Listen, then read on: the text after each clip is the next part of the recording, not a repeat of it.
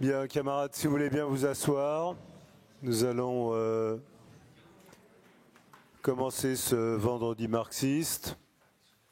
Je rappelle que le vendredi marxiste se tient tous les mois, de préférence un vendredi, et de préférence sur le terrain du marxisme. Voilà. Ce mois-ci, le thème qui a été proposé, vous l'avez vu dans l'invitation, fait référence au soulèvement de la jeunesse au Maroc, en Indonésie, au Népal et ailleurs. Et donc, on va commencer d'emblée en donnant la parole à Camille. Daniel a rappelé le thème sur lequel on a convoqué le vendredi marxiste. L'objectif, c'est pas de faire un exposé détaillé de la situation nationale dans chacun des pays, mais plutôt de donner quelques éléments sur ce que les médias appellent les soulèvements de la génération Z. Et je reviendrai sur ce que c'est que la génération Z et aussi sur le fait que cette formulation, c'est une formulation qui est non seulement trompeuse, mais qui est utilisée dans le cadre d'une orientation politique qui n'est pas juste. Et pour nous, militants de la 4e internationale, ces soulèvements de jeunes sont en fait une expression particulière de la résistance d'ensemble de la jeunesse, mais aussi de la classe ouvrière contre le système capitaliste fondé sur la propriété privée des moyens de production qui a aujourd'hui atteint un stade de putréfaction et d'agonie très avancé. Alors déjà, je vais revenir sur les caractéristiques de ces soulèvements. C'est des soulèvements qui ont des formes très différentes selon les pays, qui ont lieu déjà dans des continents qui sont différents, dans des contextes nationaux qui sont différents. Ce qu'ils ont en commun, c'est que les pays dans lesquels on a vu ces soulèvements de la jeunesse, c'est des pays qui sont sous la domination de l'impérialisme, que ce soit l'impérialisme américain, comme en Indonésie ou au Népal, ou même aussi l'impérialisme français, c'est le cas notamment du Maroc et de Madagascar, du fait que ça soit d'anciennes colonies de l'impérialisme français. Et donc dans les médias, on retrouve beaucoup, on voit pas mal d'articles sur ces fameuses révoltes de la génération Z. Cette caractérisation, ce terme de génération Z, c'est un terme qui est utilisé par les jeunes eux-mêmes qui se soulèvent, mais qui est repris très largement par les médias. C'est une formulation, un terme qui a été créé à l'origine par des centres de recherche, d'études sociologiques, démographiques, qui est aussi très utilisé dans les médias. Et en fait, la génération Z, c'est un terme pour désigner ceux qui sont nés entre 1997 et 2012. Et c'est une génération qui est censée être caractérisée par le fait que les personnes qui sont nées dans ces années-là sont nées à un moment où les modes de communication étaient déjà bien installés. Et c'est donc des jeunes qui sont assez familiers avec l'usage des technologies modernes. Et donc, c'est aussi un terme qui désigne de manière plus générale la jeunesse. Et quand les médias en parlent, ils disent c'est des soulèvements de la génération Z et c'est des soulèvements contre la corruption.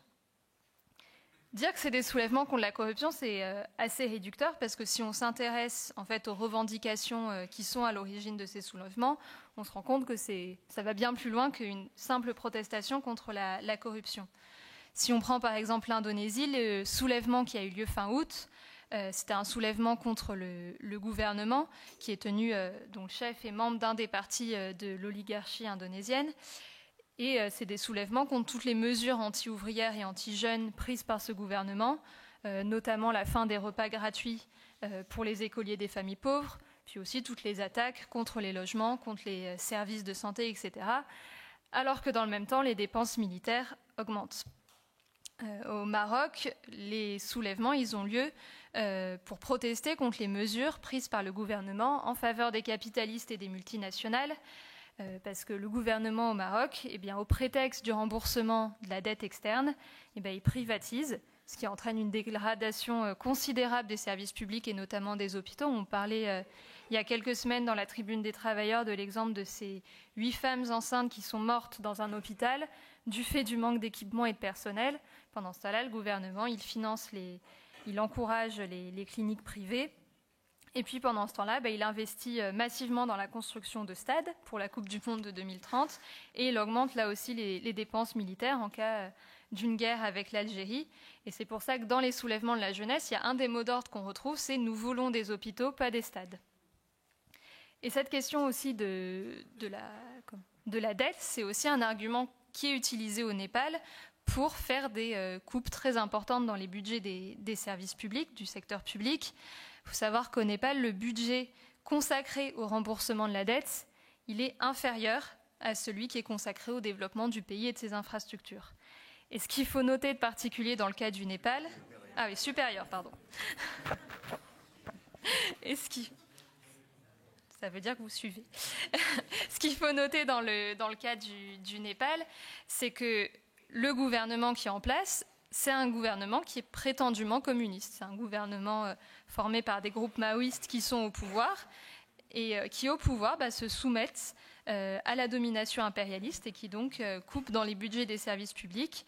Ils ont formé des alliances gouvernementales avec des partis de la bourgeoisie au nom de ce qu'ils appellent la révolution par étapes. Et donc c'est un gouvernement prétendument communiste, mais qui en fait met en place des mesures anti-ouvrières et anti-jeunes et qui finalement ne fait que relayer la politique de l'impérialisme. Puis si on regarde à Madagascar aussi, les protestations qui ont lieu, c'est les protestations qui partent de revendications très simples, comme le refus des coupures d'eau et d'électricité, dans un pays où l'écrasante majorité de la population vit en dessous du seuil de pauvreté. Donc on voit bien que ces revendications, elles vont au-delà des questions de corruption et qu'elles ont en réalité un contenu qui est social, parce que c'est des soulèvements contre des gouvernements qui appliquent une politique de soumission aux impérialismes. On s'en prend à la jeunesse, on s'en prend à la classe ouvrière, au prétexte du remboursement de la dette, qui n'est pas celle des travailleurs par ailleurs, qui est celle des capitalistes, au prétexte de l'augmentation des budgets de l'armement. Par exemple, si on prend l'exemple de l'Indonésie et du Népal, ces deux pays qui sont proches de la Chine, le Népal est même frontalier avec la Chine, et donc en fait l'augmentation des dépenses militaires dans ces pays qui est utilisée comme un prétexte pour taper sur la classe ouvrière, il a un lien avec la préparation de la guerre contre la Chine par l'impérialisme américain. Et si on prend aussi l'exemple de Madagascar, Madagascar était sous la domination de l'impérialisme français jusqu'en 1960, impérialisme qui a réprimé dans un bain de sang le soulèvement du peuple de Madagascar en 1947, qui a fait 100 000 morts, et qui aujourd'hui, même si Madagascar n'est plus une colonie française, l'impérialisme continue d'ingérer les affaires du pays pour défendre ses propres intérêts et celui de ses multinationales. Et c'est ça aujourd'hui qui est remis en cause dans les soulèvements à Madagascar, puisque dans les cibles des manifestants, il y a d'une part le président de Madagascar qui a été mis au pouvoir par l'armée en 2009 et qui défend les intérêts de l'impérialisme français. Et il y a aussi, comme cible des manifestants, un milliardaire qui est Mami Ravatomanga, qui est une figure des réseaux de la France-Afrique. Donc on voit bien le lien entre ces soulèvements et le refus de la domination de l'impérialisme français. Et donc, ce qui est remis en cause de manière générale par l'ensemble de ces révoltes, c'est bien le système capitaliste fondé sur la propriété privée des moyens de production.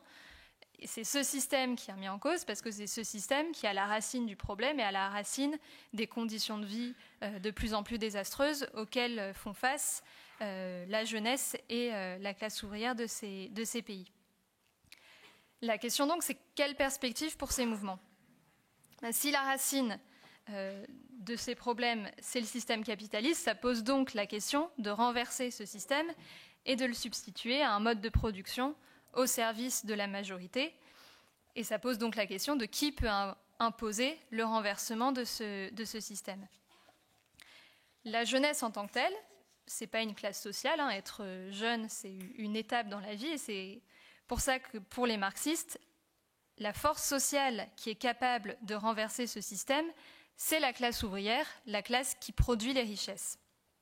Et donc la question qui est posée, c'est celle de la prise du pouvoir par la classe ouvrière, et donc la nécessité pour la jeunesse de faire la jonction avec la classe ouvrière, ce qui a par ailleurs déjà commencé à se faire dans les pays que j'ai cités auparavant. Et c'est là qu'on comprend le danger dans la formulation de révolte de la génération Z. Parce que d'une part, si on va dans le détail des définitions de ce que c'est que la génération Z, génération Y, boomer, etc., etc., c'est des définitions qui, à chaque fois, cherchent à opposer les générations entre elles. C'est sûr qu'il y a des distinctions entre des générations à l'autre. Je veux dire, chaque génération a ses propres codes sociaux, ses propres codes culturels, et c'est quelque chose qui est tout à fait normal. Mais ce qui est intéressant, c'est que, par exemple, par curiosité, je lisais la page Wikipédia de la génération Z, et il y a tout un développement qui est fait sur le fait que c'est une génération qui serait beaucoup plus anticonformiste et progressiste que les générations précédentes. Et donc l'idée que la distinction entre les générations, elle se fait aussi sur une base politique. Et ça veut dire qu'il y a la génération Z qui est beaucoup plus progressiste comparée à celle d'avant, ce qui est déjà assez faux, puisqu'il n'y a pas de générations qui sont plus progressistes ou anticonformistes que d'autres. Je pense que j'appartiens à la génération Z, je pourrais citer beaucoup de gens de mon âge qui ont des points de vue pas du tout progressistes et inversement. Mais donc le danger, c'est qu'avec ces formulations-là, on oppose une génération à une autre, ce qui est un facteur de division, puis surtout on dévie le véritable problème. Parce que en faisant ça, on dit le problème, c'est qu'il y a une opposition entre les jeunes et les plus anciens, sauf que l'opposition aujourd'hui, elle ne se fait pas entre les jeunes et les plus anciens, elle se fait entre les exploiteurs et les exploités. Et un jeune qui, par exemple, au Népal, est confronté au chômage, à la précarité, qui ne peut pas faire d'études, sa situation, elle a un lien avec le problème rencontré par le travailleur népalais qui est surexploité par son patron et qui n'arrive pas à nourrir sa famille. Donc, ce n'est pas une question de génération, mais c'est une question de classe sociale. Et si on ne le pose pas en ces termes, on ne désigne pas la véritable racine du problème. Et quel est le but en faisant ça et en insistant sur cette histoire de génération Z?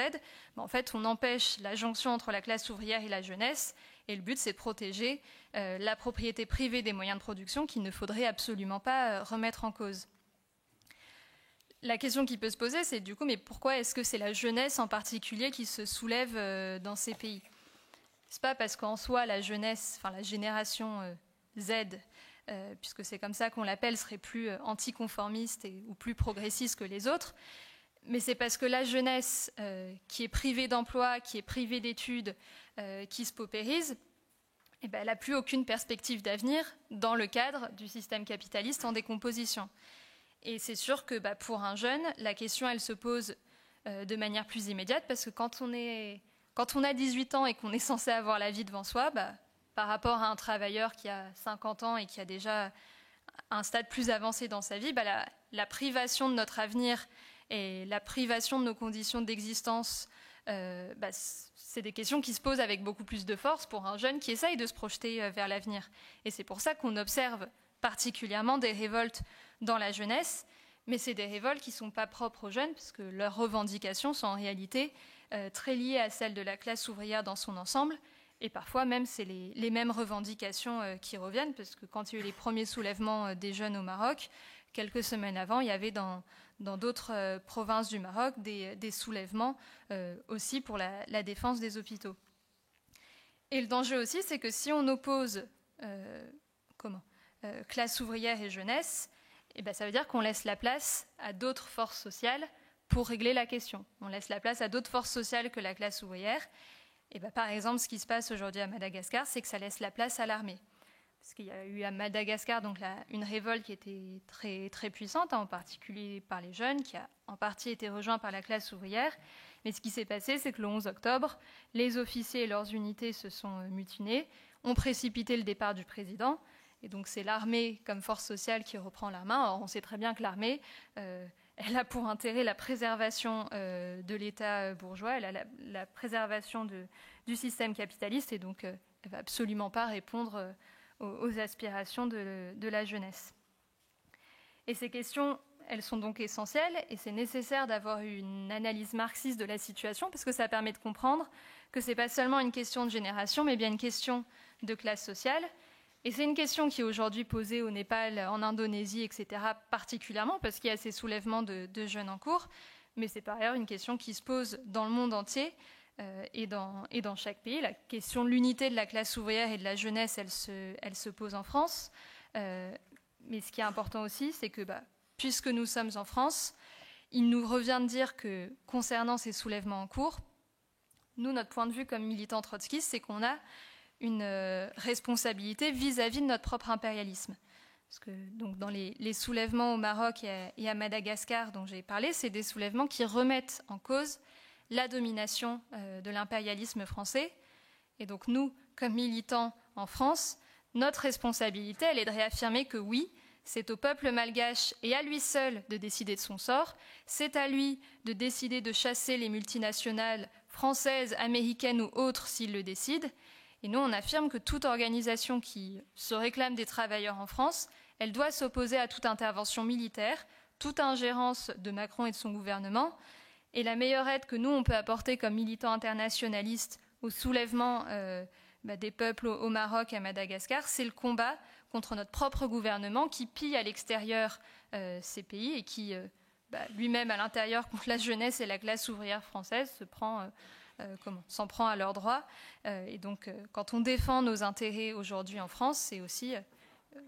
on participe là-dessus à défendre aussi les intérêts des peuples qui, ailleurs dans le monde, sont opprimés par notre propre impérialisme. Et c'est pour ça qu'on réaffirme aussi qu'on est pour la défaite de notre gouvernement à l'extérieur et qu'on doit y contribuer en imposant à l'intérieur sa défaite. Puisqu'il a été question de la jeunesse en France, c'est Maël qui prend le relais. Une fois présentée la levée internationale de la jeunesse que nous a présentée Camille, qu'en est-il de la situation en France ? Le fait est qu'on ne vit pas un soulèvement semblable. Pourtant, depuis le début de l'année, les jeunes se mobilisent avec les différentes journées d'action. Ils s'insèrent dans le mouvement général avec les travailleurs. Et c'était déjà le cas en 2023 lors du mouvement pour l'abrogation de la contre-réforme des retraites qui ne cesse depuis d'être le problème majeur. Dans ce mouvement, ils portent des revendications spécifiques en lien avec la situation qui leur est faite. Et donc, il faut se demander quelle est la place et quelle est la responsabilité d'un jeune révolutionnaire dans ce mouvement. Parce que, je vais descendre le micro, parce que sur le sujet de la situation qui leur est faite, le moins qu'on puisse dire, c'est que ce n'est pas glorieux. Depuis des années, la jeunesse subit de plein fouet la politique anti-ouvrière de Macron, qui est aussi une politique anti-jeune. Il y a eu d'abord les attaques directes contre le droit aux études. Parcoursup, pour empêcher les bacheliers d'accéder à l'université. La réforme du bac, qui organise le tri social par la destruction du diplôme national et empêche par là même les jeunes à s'inscrire dans la filière de leur choix. Mais à présent, ce sont les conditions matérielles et sociales d'existence qui les empêchent, les étudiants, de poursuivre leurs études convenablement. C'est les 1,5 million d'étudiants qui vivent avec moins de 100 € par mois, et la même proportion qui sautent des repas au moins une fois par jour. C'est les dizaines de milliers de boursiers qui n'ont pas reçu leur bourse depuis la rentrée. Il y a eu une diffusion de certains de nos camarades à la fac des Grands Moulins cette semaine. Ils ont rencontré une trentaine d'étudiants. Il y en avait au moins une vingtaine qui n'avaient pas encore reçu leur bourse. On est en octobre. Ce sont tous ceux qui, non contents que leur bourse n'ait pas été augmentée pour rattraper l'inflation, qui est déjà un appauvrissement, l'ont en réalité vu baisser à cause du durcissement des critères. Et concomitamment, c'est l'impossibilité de se loger. En effet, un quart des boursiers seulement trouvent un logement étudiant, c'est-à-dire un 25e des étudiants. Il y avait une fille que j'ai rencontrée en diffusion lundi, qui me dit oui, c'est très important votre campagne, il faut aussi parler de la question du logement. Moi je suis corse, j'ai été prise à la Sorbonne, je suis échelon 6 dans les bourses, il y a 7 échelons. J'ai demandé une résidence, j'ai fait toutes les démarches possibles et imaginables pour avoir une place en résidence Crous. J'ai absolument rien eu. Et encore, moi j'ai de la chance parce que je suis logé dans de la famille dans le 95, donc c'est compliqué en termes d'horaire, pour les cours, etc. Je dois faire au moins 1h30 de trajet pour venir à ma fac. Mais j'ai des amis qui ont été pris aussi à la Sorbonne et qui ont dû rester en Corse parce qu'ils n'avaient aucune solution de logement. Bon, la conséquence de quoi? La conséquence de ça, qu'est-ce que c'est? C'est les étudiants ont faim. Ils sautent des repas. Et quand ils vont au restaurant universitaire, très souvent, il y a ou bien trop de queue, donc dans une pause d'une demi-heure ou d'une heure, pas forcément le temps de faire 1h30 de queue, ou bien plus de plats, c'est-à-dire qu'une fois que vous avez traversé l'épreuve de la queue, eh ben, on vous dit « Ah, il n'y a plus rien, désolé ». Ou bien, vous avez tout un tas de petits suppléments à payer, par exemple les couverts, et le nouveau phénomène de la cuitochette, selon l'expression d'un de mes camarades, dont j'ai moi-même fait l'expérience. Je vais à un restaurant universitaire où j'allais l'année dernière. Je demande les couverts qui vont avec mon plat. On me dit ils sont plus pris dans le menu étudiant. On ne vous a pas distribué le nouveau couvert que vous devez ramener chez vous, laver, puis re-ramener, et qui ressemble à ceci. Je ne sais pas si vous voyez, c'est assez mal. Mais en gros, c'est une grosse cuillère avec des pics pour faire fourchette, et de l'autre côté, une petite cuillère qui fait que vous en mettez partout, dans tous les cas. Et le truc de ça, en plus, c'est que ça coûte 5 €. C'est-à-dire que si vous l'oubliez, vous le perdez ou je sais pas quoi, vous devez repayer ça 5 €. Bon, tout cela est d'une mesquinerie incroyable. Mais quelle en est la cause?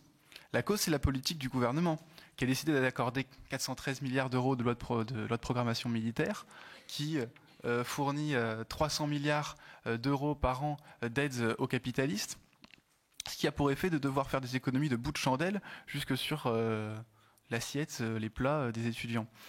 Parce qu'au fond, il faut payer la dette, et puis tant pis si les jeunes crèvent la dalle, tant pis s'ils abandonnent leurs études, au contraire, ça fera des bons soldats. Parce qu'au bout du compte, c'est de ça dont il s'agit. En effet, le gouvernement peut dépenser des milliards pour le SNU, le service national universel, avec, vous savez, ces 12 jours de cohésion où vous devez marcher au pas, porter le drapeau, chanter la Marseillaise, vénérer la statue du général de Gaulle, etc. Qui veulent remplacer par un service militaire volontaire, donc un service militaire, tout en préparant les conditions de la restauration d'un vrai service militaire obligatoire. C'est là ce que promet ce gouvernement, ou devrait-on dire tous ces gouvernements qui succèdent, mais qui sont toujours le gouvernement de Macron et de sa politique. C'est-à-dire un avenir qui consiste soit à crever de faim, soit à crever sous les drapeaux. Alors on peut se demander, pourquoi n'assiste-t-on pas à un soulèvement aussi puissant que dans les pays dont a parlé Camille? Parce que les conditions ne sont pas réunies, et en particulier la condition élémentaire qui est celle de l'unité. Un jeune lambda qui a à cœur de réussir ses études, qui galère, il se met en mouvement que s'il sent que la possibilité d'y aller tous ensemble existe et qu'on va pouvoir améliorer concrètement sa situation. Et c'est à cela que sert l'appel que nous avons lancé, l'appel qui s'intitule « En France en 2025, les étudiants ont faim ». Que dit cet appel? En substance, il dit 1. Les étudiants ont faim, je ne reviens pas dessus. 2. C'est à cause du gouvernement qui préfère donner des milliards à la guerre et aux actionnaires. 3. Il faut la mobilisation dans l'unité pour exiger notre droit aux études, à manger, à vivre tout simplement. Et comment réaliser cette unité? C'est le problème que doit résoudre chacun d'entre nous qui devons intervenir sur nos lieux d'études et nos lieux de vie. Et bien justement, en partant de la plus petite revendication, la plus élémentaire, à commencer par dire on veut pouvoir manger correctement. Et ça, c'est très bien compris par les jeunes. C'est pourquoi depuis environ 2 semaines que cet appel est sorti, il a déjà recueilli plus de 500 signatures.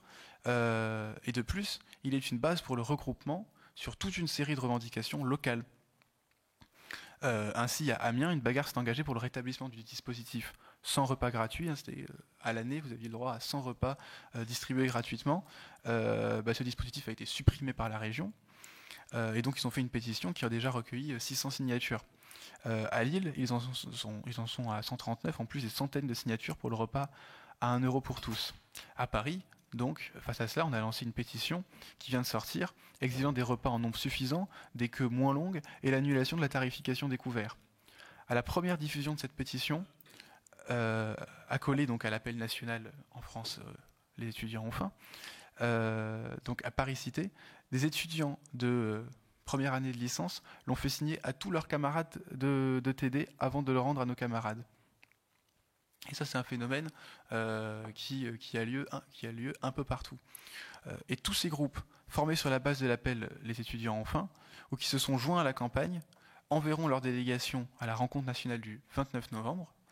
Alors, petit appel aux jeunes qui sont dans la salle, signez cet appel, faites-le signer avec nous, constituons nos délégations pour la rencontre nationale, qui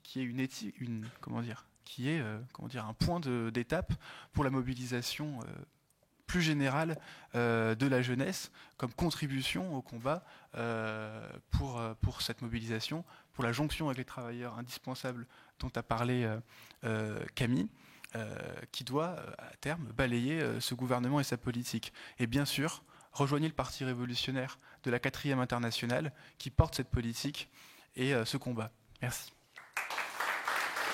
C'est la journée du 18 octobre. Des manifestations sont convoquées dans 2500 villes. Et avec quelques heures d'avance, Dominique va vous en faire presque le compte-rendu. En tout cas, il va vous expliquer de quoi il s'agit.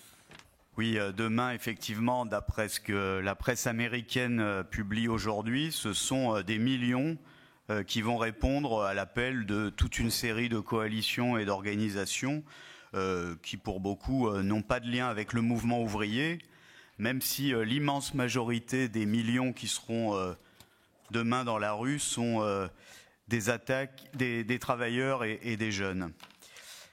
Ce seul fait que ces millions vont déferler demain permet de répondre à une question. Oui, les attaques brutales et tous azimuts de Trump cherchent à imposer un régime totalitaire, une dictature aux États-Unis. Mais non, ce régime totalitaire ne l'a pas encore emporté jusqu'à présent, sans quoi ces millions se terreraient chez eux. Or, demain, ils seront dans ces 2600 manifestations. Et outre ces millions qui vont marcher demain, la preuve que les projets de Trump ou la tentative de Trump d'imposer un régime totalitaire et dictatorial ne l'a pas encore emporté, ce sont aussi ces grèves qui, tous les jours, éclatent aux quatre coins des États-Unis, dans des entreprises de tous les secteurs professionnels, des grèves pour les revendications vitales des travailleurs et des jeunes, avec les organisations syndicales, qui montrent que les travailleurs et leurs organisations n'ont pas été écrasés, ce qui est pourtant, comme l'histoire nous l'a malheureusement démontré de nombreuses fois, la condition pour la mise en place de tout régime totalitaire. Alors demain, sans doute, les motivations des millions de manifestants seront extrêmement diverses contre la politique de Trump. Certains iront manifester contre les rafles de travailleurs immigrés sans papier qui ont lieu jusque sur les lieux de travail. D'autres contre le déploiement de la garde nationale dans les grandes villes comme Washington, Chicago, Portland. D'autres contre les menaces de l'administration Trump contre le droit à l'avortement, contre les mesures de criminalisation des organisations, alors que Trump fait campagne pour mobiliser l'appareil d'État et notamment l'armée contre ce qu'il appelle l'ennemi intérieur et la gauche radicale. Si on réfléchit bien, toutes ces mesures ciblent pas seulement, mais d'abord la classe ouvrière. Quand Trump autorise par exemple les descentes des flics fédéraux dans les usines et dans les entreprises pour rafler des travailleurs sans papier jusque sur leur lieu de travail, bien sûr, cela vise à instaurer un climat de terreur contre les travailleurs immigrés sans papier, mais pas seulement, un climat de terreur contre tous les travailleurs de l'entreprise. Et d'ailleurs, comme on l'a vu ces dernières semaines, dans de nombreuses entreprises, c'est le syndicat qui rassemble pourtant les ouvriers, quelles que soient leurs origines, américains entre guillemets ou immigrés de plus fraîche date. C'est souvent le syndicat qui a mobilisé pour exiger du patron d'interdire l'entrée des flics dans l'entreprise. Quant à la caractérisation comme terroriste de la mouvance Antifa que Trump a mis à l'ordre du jour, les militants ouvriers et les militants des organisations noires les plus anciens aux États-Unis savent par expérience qu'elles préparent demain des attaques contre les organisations syndicales et contre les organisations noires. Alors tout cela pose pour les militants de la 4e internationale une question. C'est la classe ouvrière qui est visée par la politique de Trump. Or, la classe ouvrière représente une force considérable. Plus de 100 millions de travailleurs aux États-Unis, dont 13 millions organisés dans de puissants syndicats qui sont capables, comme on le voit depuis plusieurs mois à Boeing, y compris de paralyser des usines d'armement. S'il s'agit de défendre la classe ouvrière, s'il s'agit de défendre toutes les libertés démocratiques et tel ou tel secteur qui sont particulièrement ciblés par Trump, comme les femmes, les travailleurs immigrés, la question qui est posée, c'est celle de la responsabilité du mouvement syndical. C'est lui qui devrait prendre la tête d'un large front unique de toutes les organisations, associations, coalitions démocratiques pour préparer la riposte et infliger une défaite à Trump. Or, c'est un fait. Jusqu'à présent, la direction du puissant mouvement syndical des États-Unis n'a pas pris cette responsabilité. Les raisons de cette dérobade, les militants de la 4e internationale les ont identifiées depuis bien longtemps. S'ils ne prennent pas leurs responsabilités, c'est que les dirigeants du mouvement syndical américain, dans leur immense majorité, se subordonnent depuis des décennies aux deux partis de la bourgeoisie des États-Unis, au Parti démocrate pour la majorité d'entre eux, mais aussi au Parti républicain pour un certain nombre. Je n'en citerai qu'un seul exemple. Il y a parmi les principaux dirigeants du mouvement syndical un responsable qui s'appelle Shawn Fain. C'est le président de UAW, le syndicat des travailleurs de l'automobile, qui par ailleurs syndique aussi beaucoup d'autres catégories de travailleurs. Un syndicat dont sont membres 400 000 travailleurs en activité et 558 000 retraités. Eh bien, Shawn Fain fait depuis plusieurs mois de l'agitation pour une proposition. Convoquer aux États-Unis une grève générale le 1er mai 2028. Oui, vous avez bien entendu, une grève générale dans 2 ans et demi. Mais 2028, ce n'est pas n'importe quelle année. 2028, c'est la prochaine année des prochaines élections présidentielles aux États-Unis. Que signifie limiter la réponse de la classe ouvrière à une journée de grève quelques mois avant les prochaines élections présidentielles, si ce n'est utiliser la force des travailleurs comme simple masse de manœuvre au profit peut-être du prochain candidat démocrate ou peut-être du prochain candidat républicain, puisque Shawn Fain, après avoir été un fervent supporter de la candidature démocrate de Kamala Harris aux élections présidentielles, est devenu un fanatique des mesures protectionnistes que Trump a prises ces derniers mois. Alors cette subordination au Parti démocrate, au Parti républicain, amène à renoncer à faire jouer au mouvement ouvrier le rôle qui devrait être le sien, celui de catalyseur de la résistance à Trump et à sa politique anti-ouvrière, antidémocratique. Mais cette politique n'a rien d'inéluctable. Aux États-Unis, comme partout dans le monde, la 4e internationale affirme qu'une autre voie s'offre aux travailleurs, au mouvement ouvrier, à la jeunesse.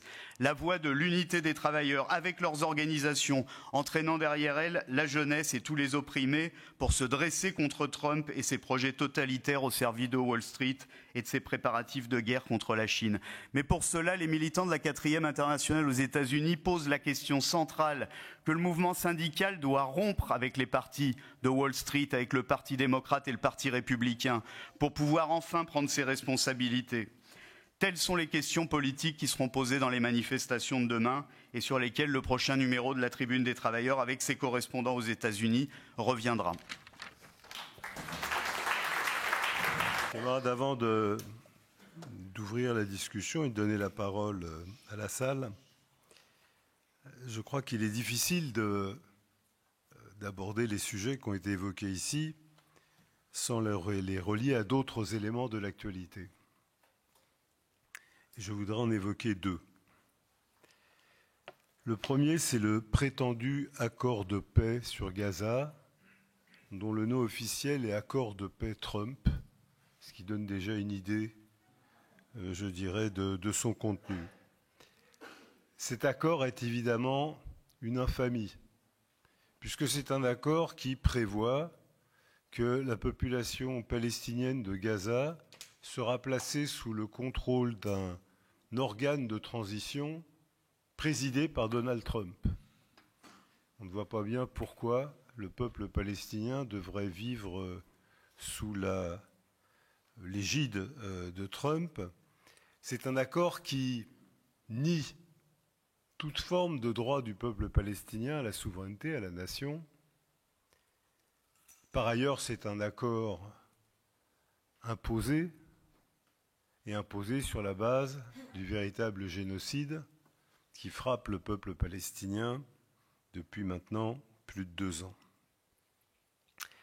Mais j'évoque cela parce que dans la situation actuelle, malgré les près de 70 000 morts officiels, les 10 000 ou 20 000 qui sont sous les décombres, les je ne sais combien de dizaines de milliers d'enfants définitivement estropiés, mutilés, et beaucoup d'autres encore. Alors qu'on est dans une situation où, officiellement, selon un rapport de l'ONU, il faudra au moins 70 ans pour reconstruire Gaza, et pour commencer 10 ou 15 ans pour déblayer les décombres. Situation atroce, on nous parle de paix sur la base de la destruction d'un peuple.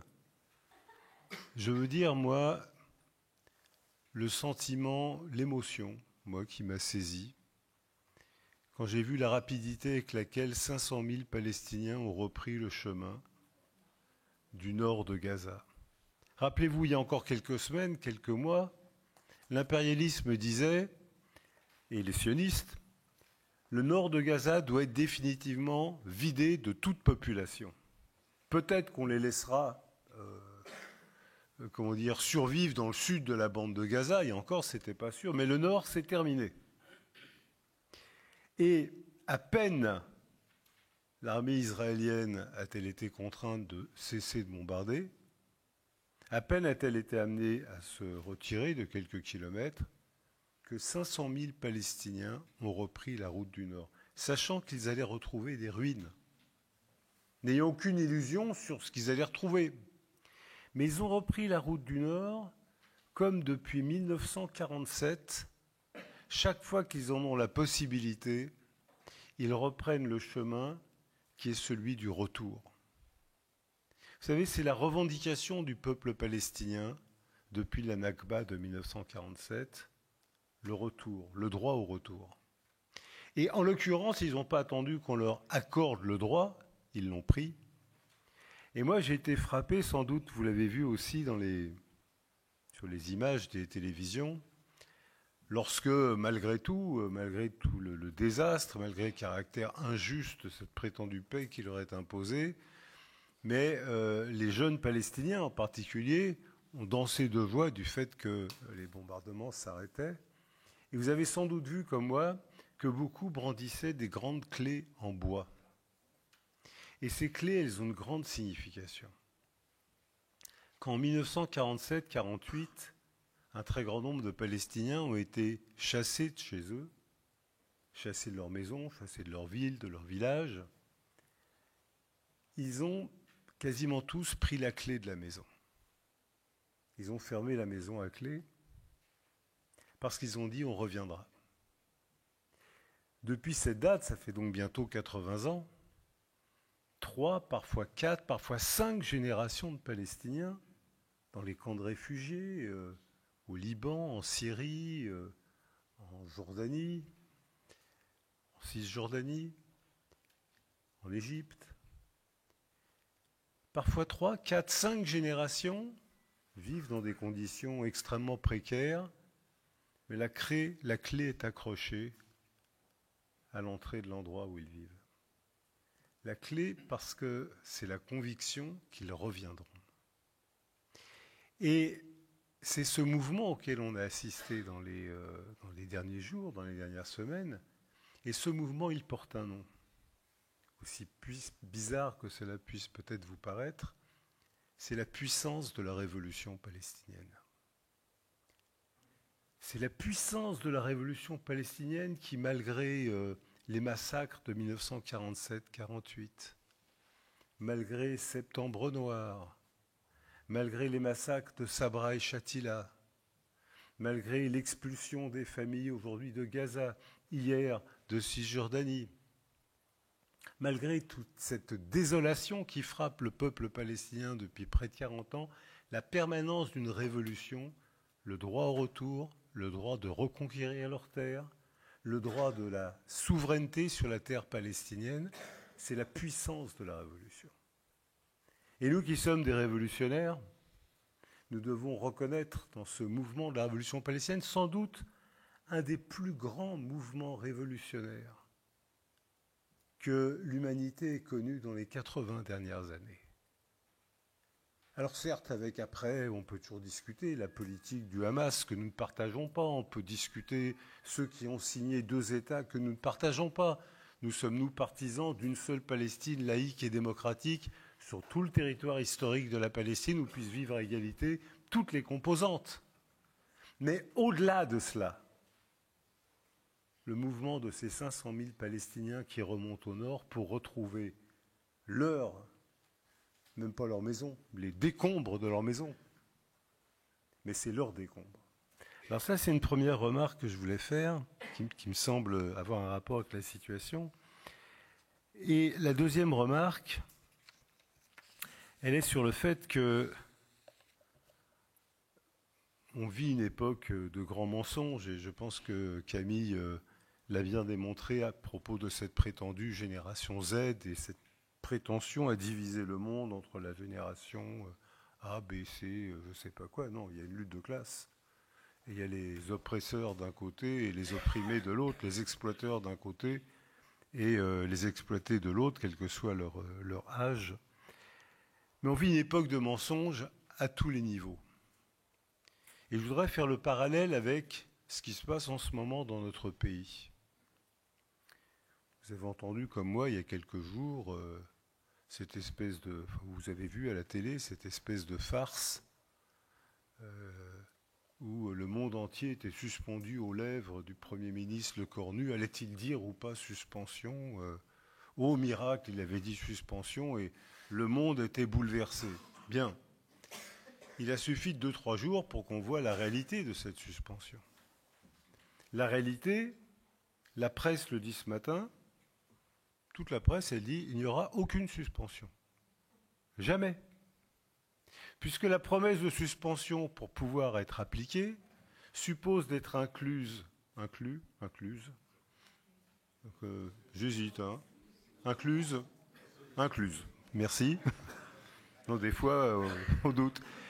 Pour que cette suspension puisse s'appliquer, il faudrait qu'elle soit intégrée dans une loi qui s'appelle le projet de loi de financement de la sécurité sociale, dans lequel il y a toutes les attaques de destruction de la sécurité sociale. Donc les dirigeants du Parti socialiste qui ont crié victoire en obtenant cette suspension, pour que cette suspension ait lieu, devraient voter une loi qui bloque les retraites, bloque les pensions des retraités, double les franchises médicales, enfin bref, quelque chose que même un socialiste, entre guillemets, comme Olivier Faure, aurait du mal à voter. Donc soit il la vote et il se déconsidère définitivement, soit il ne la vote pas, et à ce moment-là, le rassemblement de toute la droite et du centre et tout ce que vous voulez votera la loi sans la suspension. Donc en fait, il n'y aura jamais de suspension. Et toute la presse vous le dit. Mais pire que ce mensonge sur une suspension qu'on nous a présenté comme extraordinaire et qui n'a pas lieu, comme la loi oblige à ce que toute dépense nouvelle soit compensée par des recettes nouvelles, la loi a déjà intégré les 4 milliards annoncés de coûts de la suspension. C'est-à-dire qu'il n'y aura pas de suspension, mais il y a 4 milliards de coupes supplémentaires pour anticiper sur ce que coûtera cette suspension qui n'aura jamais lieu. Vous suivez ? C'est-à-dire que le résultat extraordinaire de cette manœuvre, c'est que on va voler 4 milliards de plus aux travailleurs sans qu'il y ait la moindre suspension de la moindre réforme des retraites. Et alors, pire que cette suspension qui n'en est pas une, il y a le mensonge d'un chroniqueur économique connu qui s'appelle Dominique Seux, qui est éditorialiste aux Échos et chroniqueur à France Inter, qui ce matin explique sur la radio, vous l'avez entendu, peut-être certains d'entre vous l'ont entendu.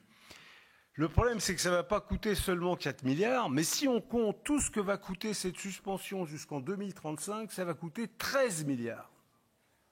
Donc, cette suspension qui n'aura jamais lieu va nous coûter 13 milliards. Et Dominique Seux crie au scandale en disant vous vous rendez compte, c'est une mesure totalement irresponsable, etc. Bien. Alors j'évoque cela parce que comme on parle de la jeunesse et comme on parle de cette manipulation où il n'y a plus de lutte de classe, il y a des générations qui se confrontent entre elles avec des lettres qui les distinguent, etc. Il est indispensable pour la jeune génération d'observer avec beaucoup de prudence et beaucoup de circonspection tout ce qu'on lui présente comme des vérités d'évidence. Par exemple, le fait que les retraites coûtent cher, que la Sécu coûte cher, qu'il y a une dette qu'il faut bien rembourser. Ce n'est pas la nôtre, la dette. Hein. C'est eux qui la creusent tous les ans. Mais c'est nous qui devrions la rembourser, etc. etc. Et je crois qu'il faut jeter un œil critique sur toutes ces informations qui nous sont assénées. Il n'y a pas de vérité absolue. La vérité n'est pas la même selon le point de vue duquel on se place. Pour les capitalistes, il est normal qu'ils creusent la dette et que nous la remboursions. C'est dans l'ordre des choses. Il est normal qu'ils piquent sur notre sécu, puisqu'on la leur a imposée il y a 80 ans, il faut qu'ils se rattrapent. Pour les capitalistes, il est normal de bloquer les pensions pour permettre à la France de gagner de la compétitivité. Mais pour les travailleurs, leur compétitivité, leur dette ne nous concerne pas. Et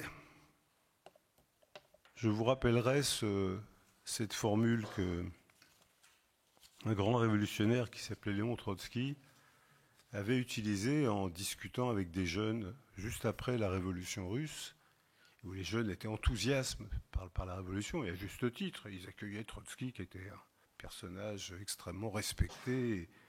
Et bref, ils étaient prêts à boire les paroles de Trotsky comme vraiment du bon lait, et la vérité absolue. Et Trotsky leur dit, si vous voulez être des révolutionnaires, commencez par être des négateurs. Commencez par nier tout ce qu'on vous dit. Commencez par remettre en cause tout ce que vous dites, y compris ce que je vous dis moi-même. Ensuite, seulement, vous ferez votre jugement et vous deviendrez des révolutionnaires.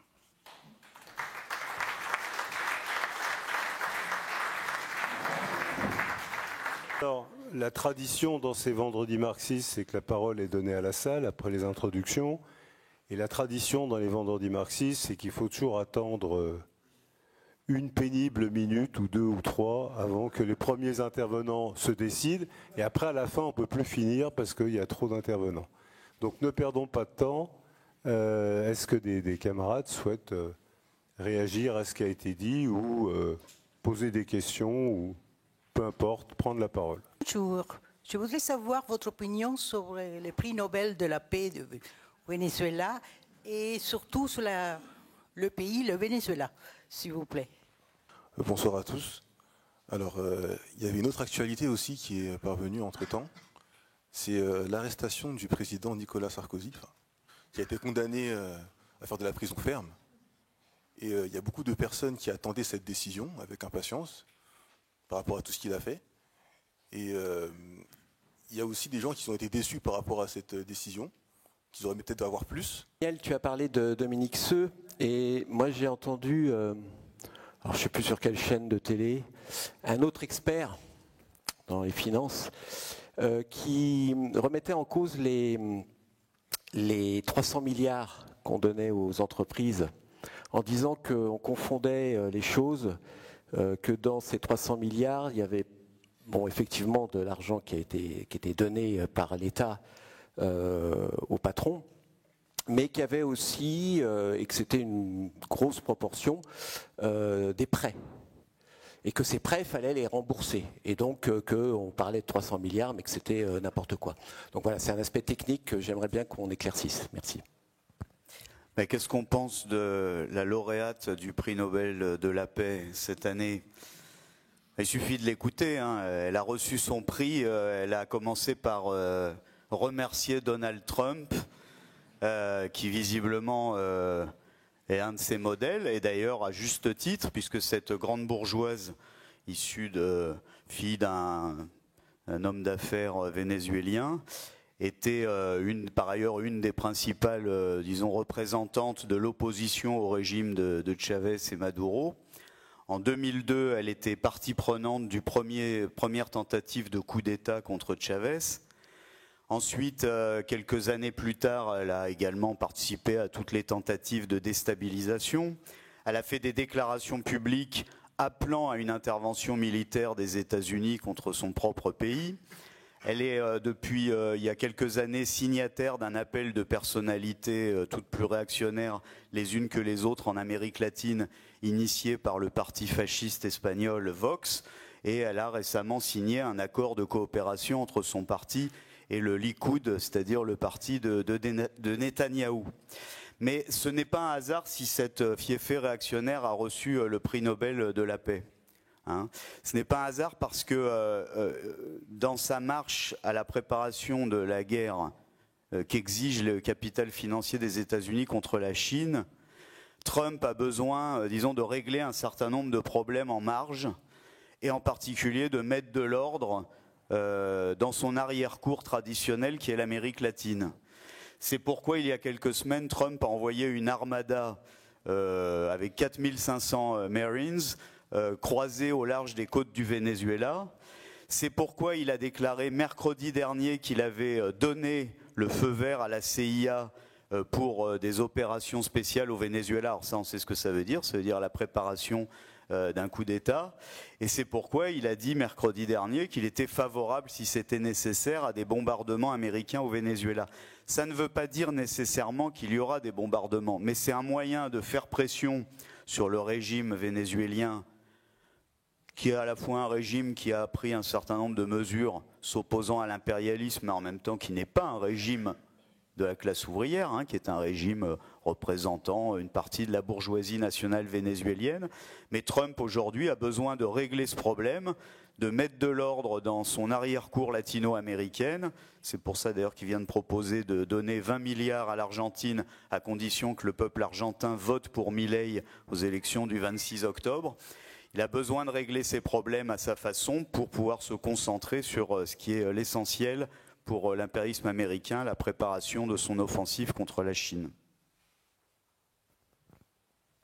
Alors sur la question du camarade selon lequel le chiffre de 300 milliards donné tous les ans au patron ne serait pas exact, il est possible qu'il ne soit pas exact.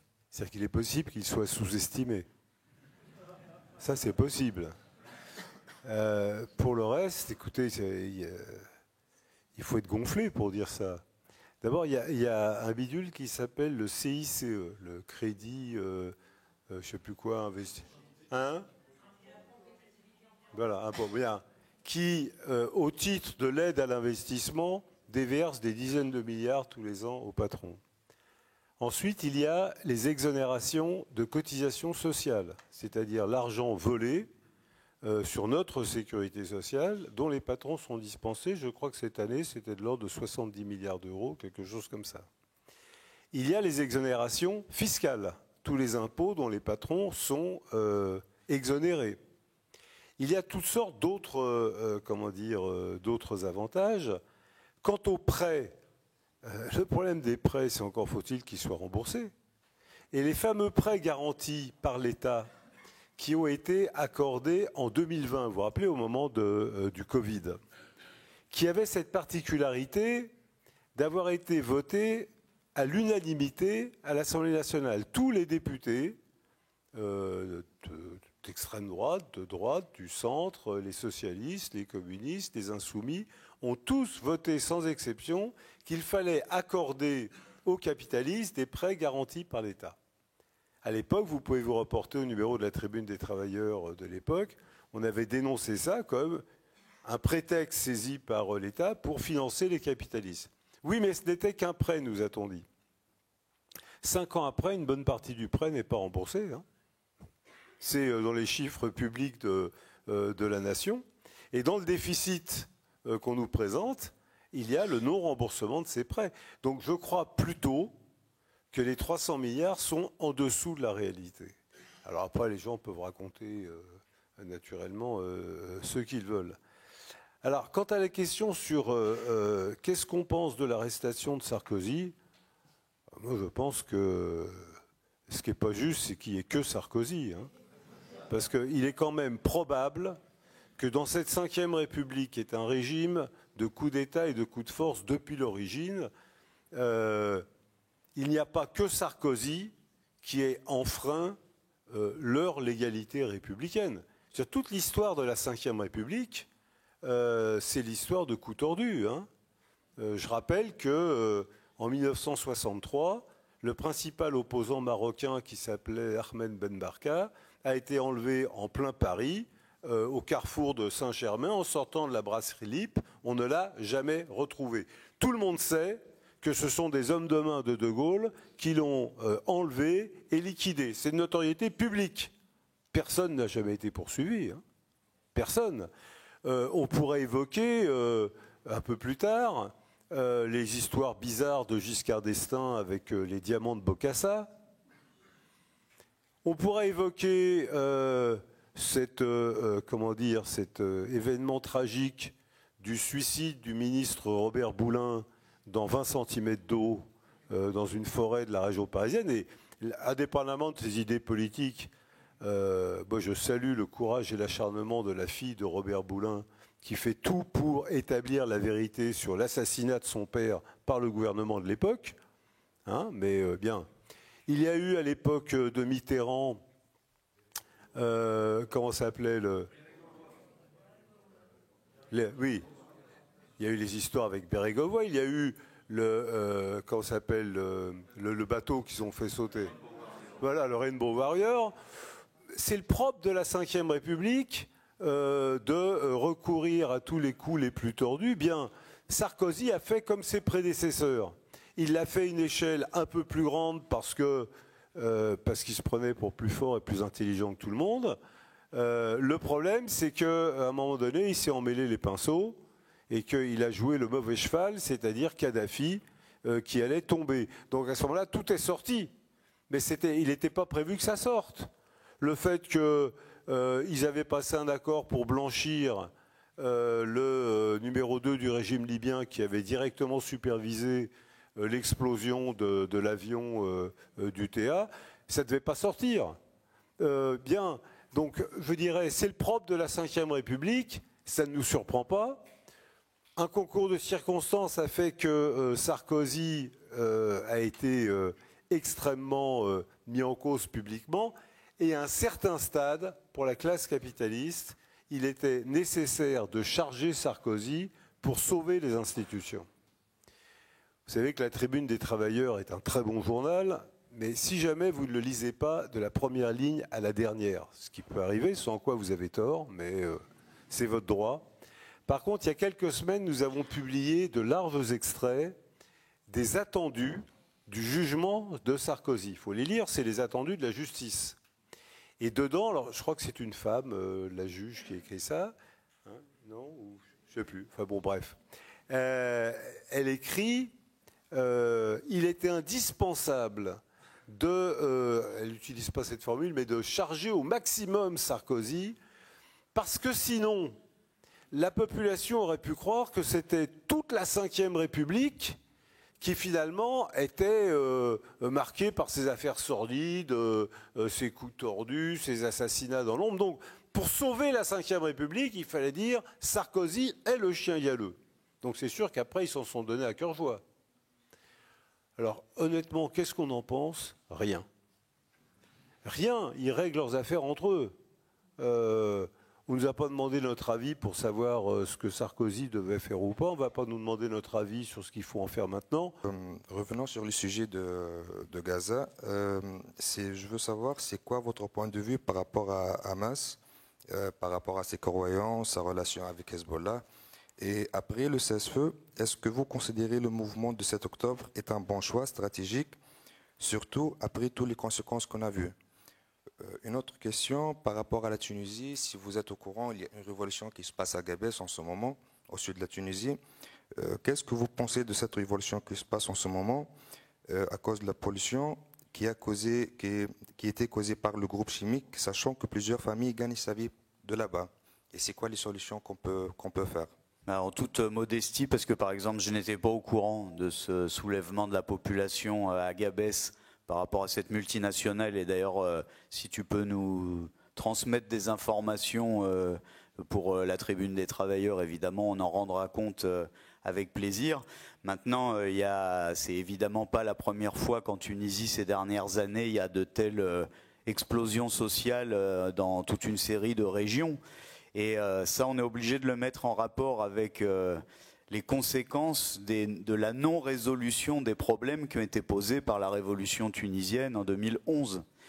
Quand, je veux dire, le peuple s'est soulevé dans un véritable processus de révolution prolétarienne en 2011, qu'il a démantelé le régime, un des régimes les plus policiers du monde, qui était celui de Ben Ali, qui était un régime par ailleurs totalement subordonné à l'impérialisme et à ses multinationales.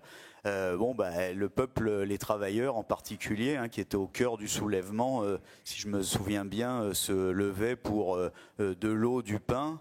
Et toutes les combinaisons de régimes qui se sont succédés depuis 2011, après la fausse assemblée constituante qui a été convoquée, ont tourné le dos à ces aspirations au pain et à l'eau, ont encore plus que Ben Ali et d'autres avant lui ouvert grand les portes du pays au pillage des multinationales, ce qui fait d'ailleurs que toute une série d'entreprises de textiles, mais pas seulement, en Europe, ferment leurs portes pour aller ouvrir des succursales en Tunisie parce qu'ils savent qu'ils peuvent surexploiter la main-d'œuvre.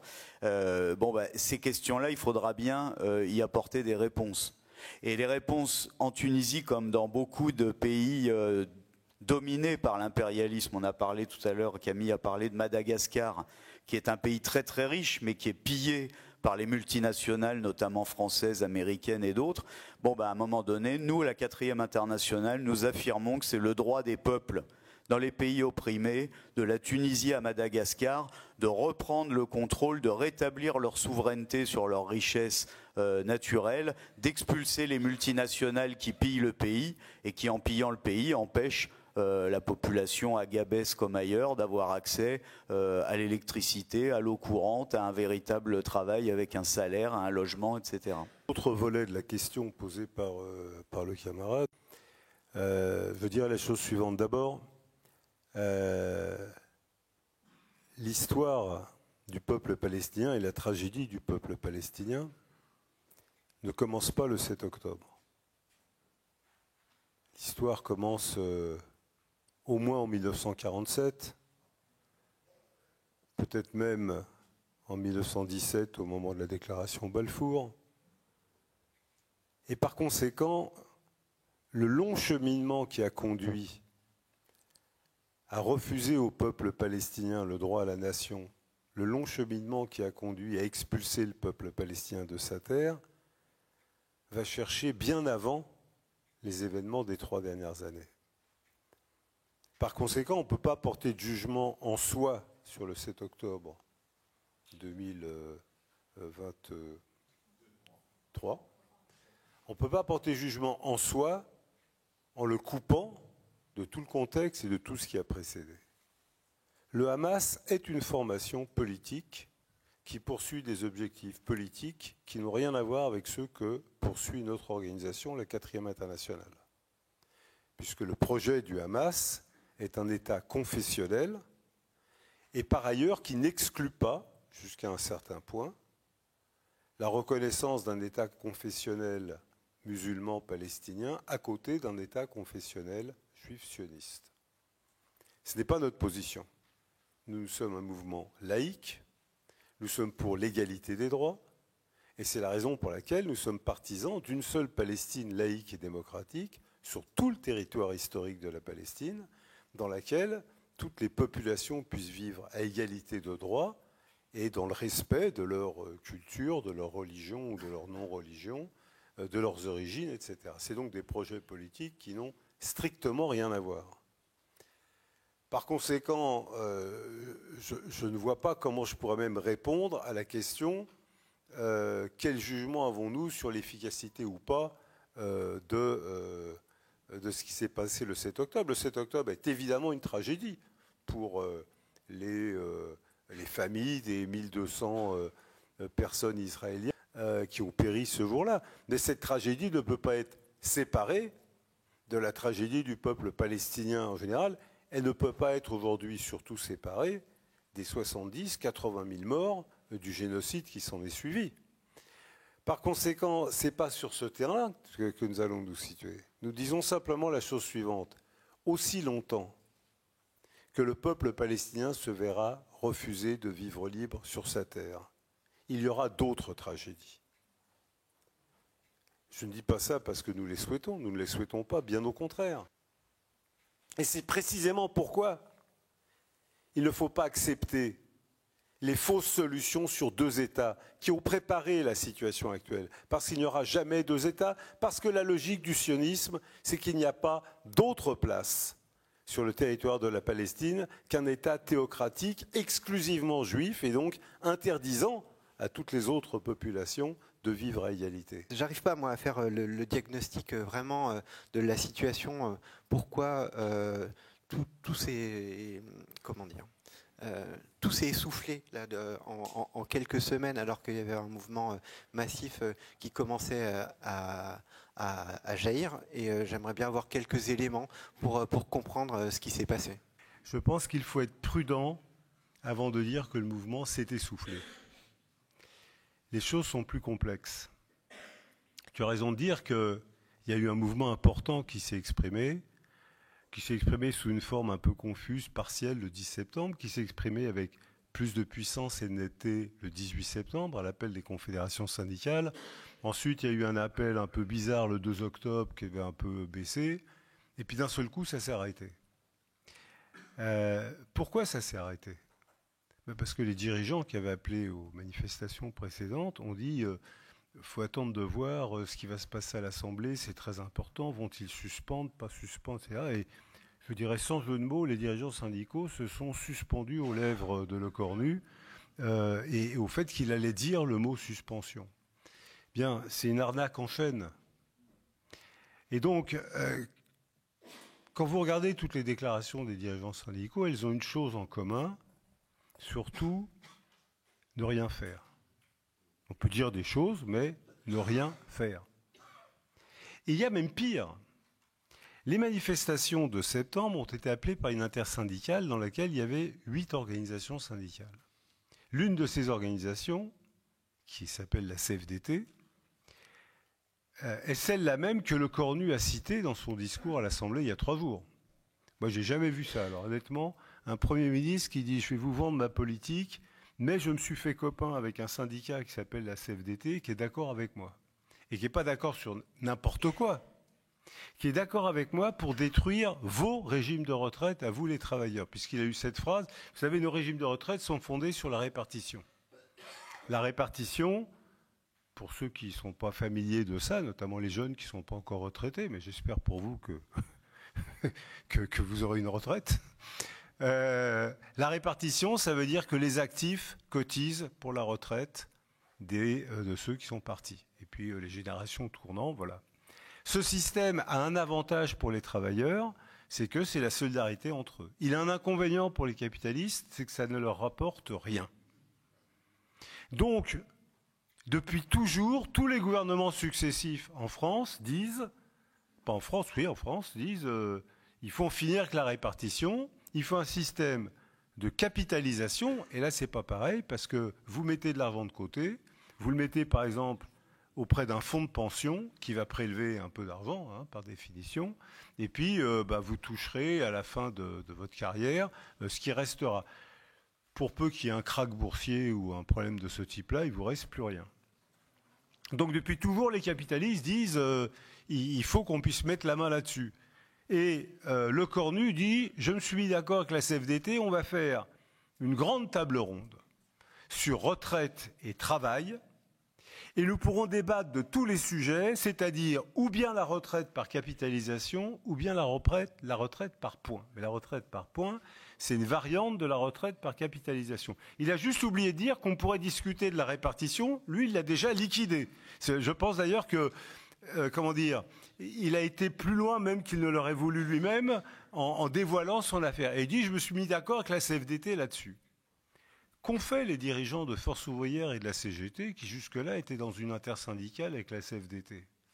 La logique aurait voulu qu'ils disent, alors nous on est en désaccord total, on rompt avec la CFDT qui file un coup de main à Lecornu contre nos retraites. Ont-ils dit ça ? Pas du tout. Pas du tout. Ils ont fait comme si Lecornu n'avait pas prononcé le mot CFDT. Comme si la CFDT n'avait pas elle-même confirmé qu'elle était très contente des déclarations de Lecornu parce qu'on allait pouvoir enfin liquider les retraites. Donc évidemment que ce dispositif, par rapport à l'interrogation du camarade, dans un premier temps, oui, essouffle le mouvement, parce qu'il n'y a pas tellement de perspectives.